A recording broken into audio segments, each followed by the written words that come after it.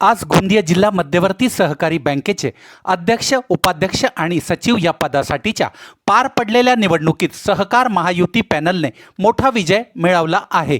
या निवडणुकीत पुनश्च अध्यक्षपदी राजेंद्र जैन, उपाध्यक्ष भैरवसिंग नागपुरे व सचिवपदी अजय भाऊ हलमारे यांची बहुमताने निवड करण्यात आली।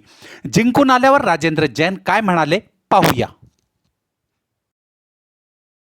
खासदार प्रफुल्ल पटेल, डॉक्टर परिणय फुके साहेब, माननीय विनोद अग्रवाल जी, माननीय राजकुमार बडोले, माननीय संजय पुरा आणि माननीय विजय हंगाले जी, सर्व आमचे आमदार आणि आमचे नेते खासदार प्रफुल्ल पटेल यांच्या सर्वांचा विश्वास आणि जे आमचे सर्व मतदाता आणि शेतकरी प्रतिनिधी ज्यांनी पुन्हा आमच्यावर विश्वास दाखवला, उपाध्यक्ष स्वरूपामध्ये सिनियर मोस्ट माननीय भैरवसिंग नागपुरेजी, सचिव बाळा हलमारेजी यांची निवड झालेली आहे 14/6।